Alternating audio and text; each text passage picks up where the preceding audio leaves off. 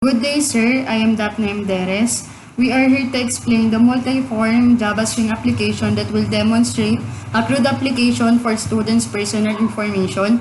The following are the specific requirements. A main form will display the separate buttons for login, adding new record, updating a record, deleting a record, and exiting the system. The main form will always show a JTable somewhere in the main form since the main form will be maximized upon running for the records being added, updated, and deleted in every operation being performed. Every operation being performed corresponds to a separate form JFrame that will appear whenever the user clicks the button displayed in the main form. We also use the mouse motion adapter.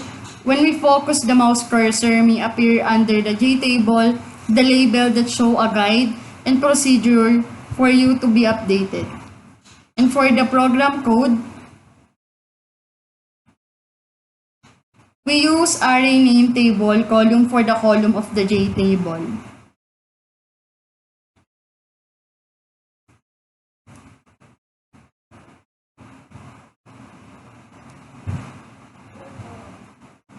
And for the login button, we add action listener and we also use this code for instantiation and for showing the frame login.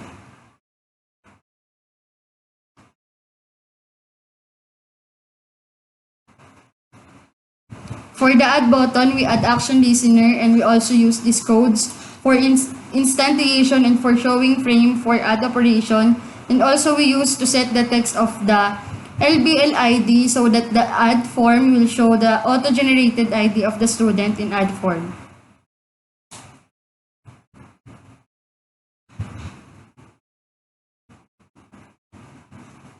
And for the update button, we add action listener and we also use these codes for instantiation and for informing the user to select a data before showing the update form and updating the data.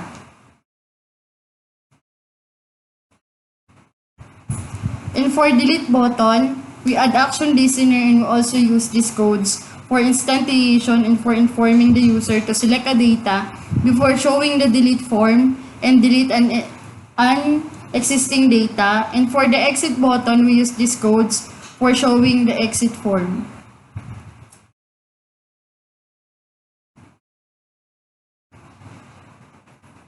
And for showing information to the user,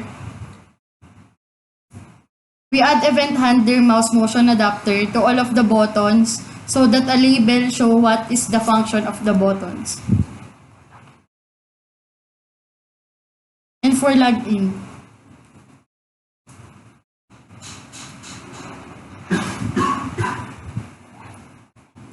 for add,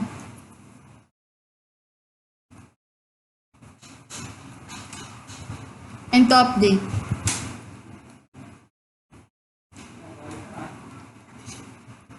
And to delete.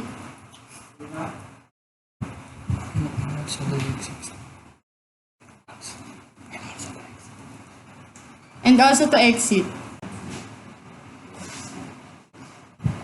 Hello sir, my name is Jan Nagohoy and I will explain the functionality and codes for login operation. In the main form, the user needs to click first the login button so that the system will show the login form. The login form will show a JText field, JPassword field, a checkbox for showing the password, and also a J button.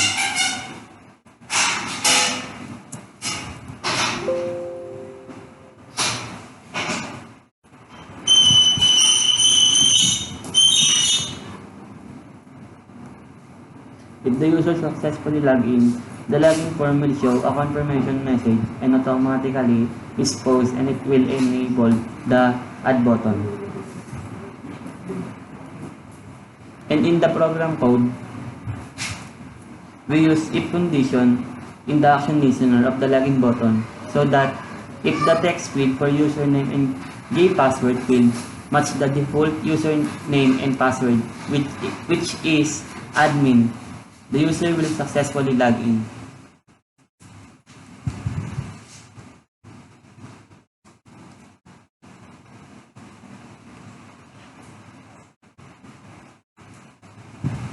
Else, When the user type the wrong username and password, the program will show a message saying that the info is invalid, and also it will set the text field and password field to null. Good day, sir. I am Don Paulo Amantique. I explain to you the add operation. After the user done with login operation, add operation will enable but update and delete button will still disable. If you click add button, add form will be shown and you can input information.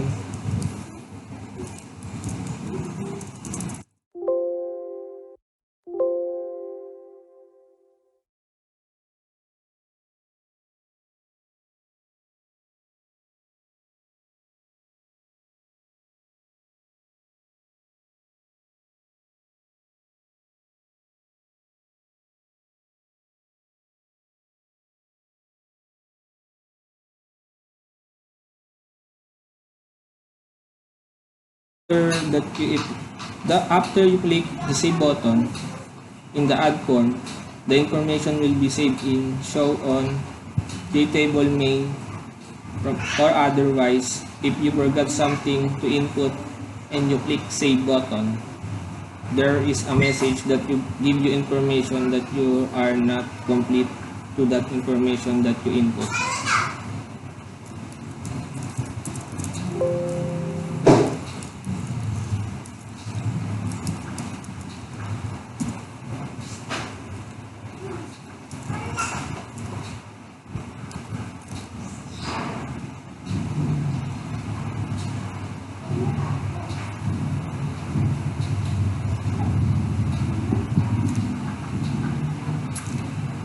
If you click cancel, add form will be cancelled and back to the main form. Now I will explain to you the code. In this code, what is public static? Public static is to access the main operation to add operation. In this code, public static string college, if the user select sys OBO course will be in combo box. The same with the others selection.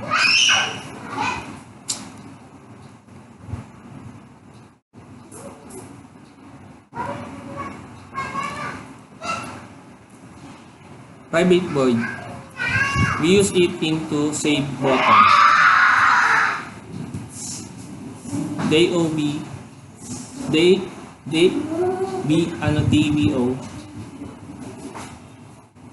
it will be the user if you input date, birth of date.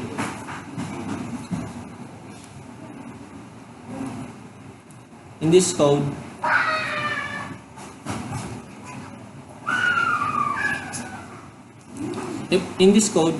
if the user is not complete or incomplete in information that he input, it will be the message pop up in screen. Please fill up all the fields.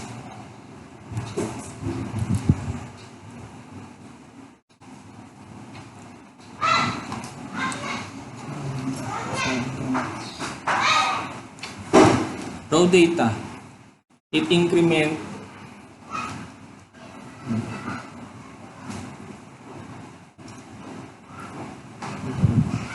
raw data show the raw J table in the main form and it is always start to 0.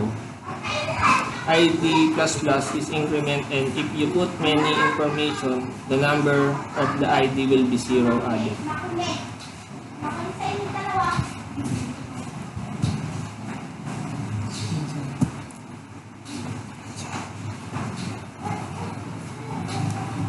This code is for the user date of birth.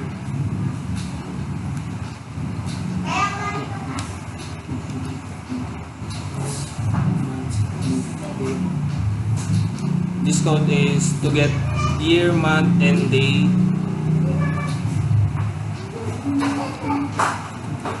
And this is code to the user to compute his age. If the user type 2025 and exists the year of now, it will be, the system will print 0. This is the, if the user, this is the code of selected college item and course.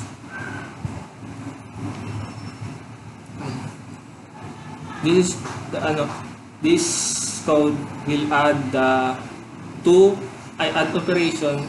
If the user done, it will add to main rows. Student info, model student info,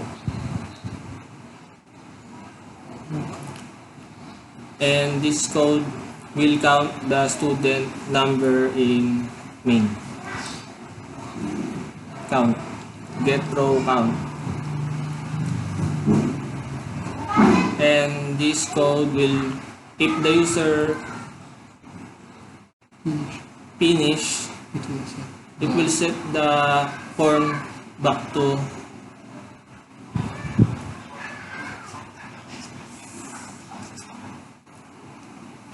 it set combo boxes to none, null.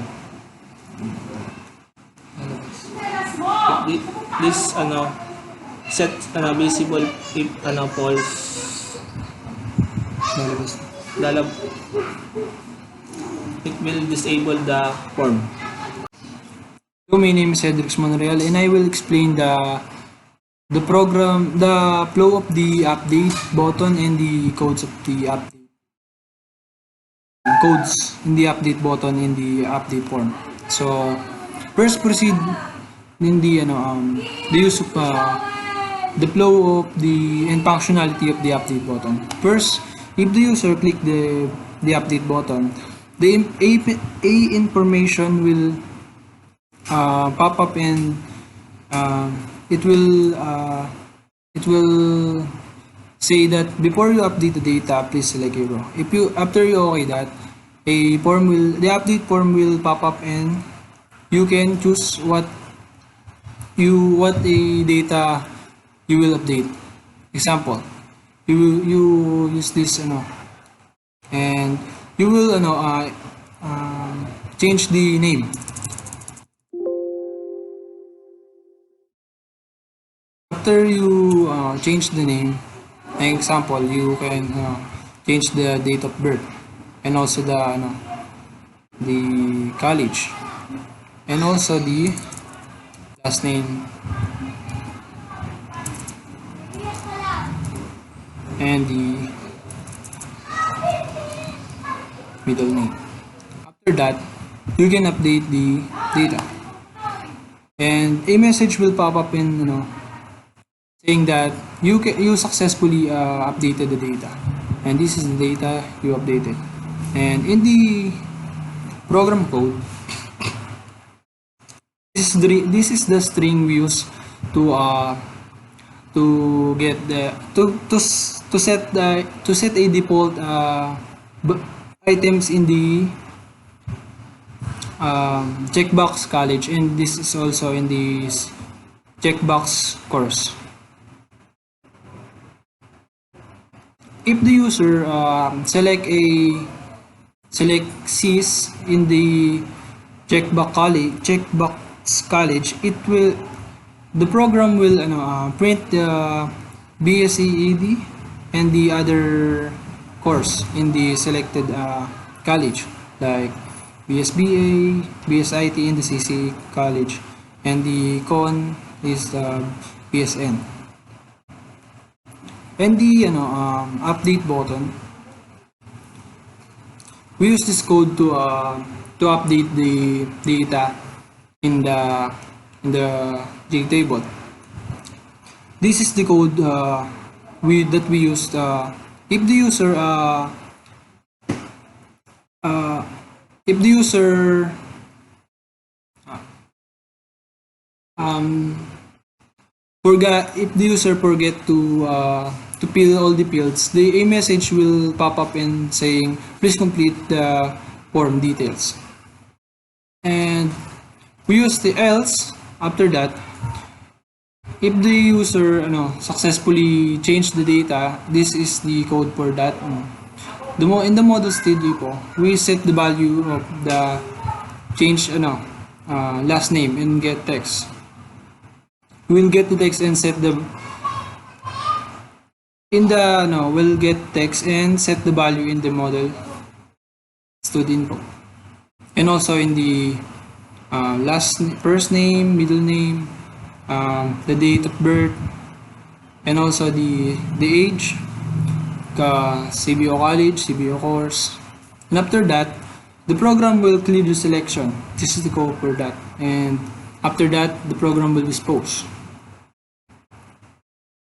And the cancel button, if you cancel the update button, the update form will set to visible. Will set visible false, and the main form student info will clear the selection. And also enable the student table, JTable, so that the user can select a row again and can repeat the transaction. Hello, I'm Chris and Pidondriano will explain to you the process of delete. First of all, click the delete and it pop up the the information that instruct you to what to do.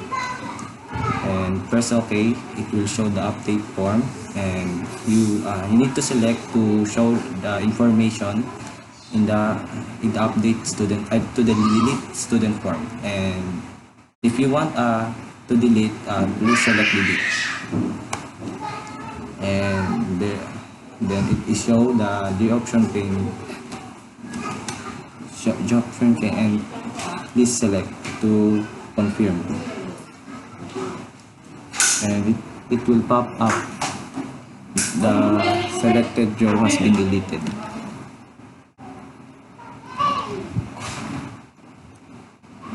So it is the same from update, and if you select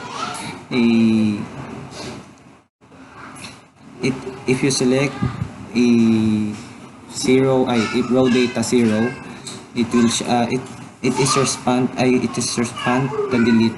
A show confirm dialog. Are you sure to the selected row? And this code is also explained to show the information that you need to delete. And in this code, it will remove row. It need to remove a selected row in the table, and after that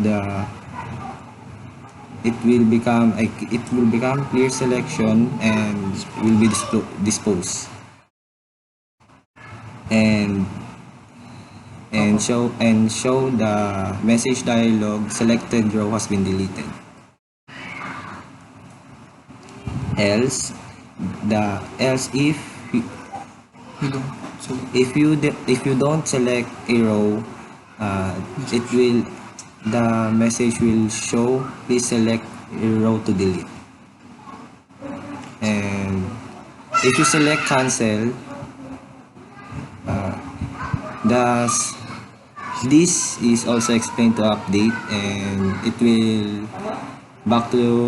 will be visible to false, and the table student info will be set enabled, and also it will be clear selection. Hello, my name is Cedric Monreal again, and lastly I will explain the exit button in the exit form. If the user clicks the exit button, it will pop up a message. It will pop up a label that saying that, are you sure you want to exit? If you click the no button, it will cancel the. It will set to visible to false the exit form.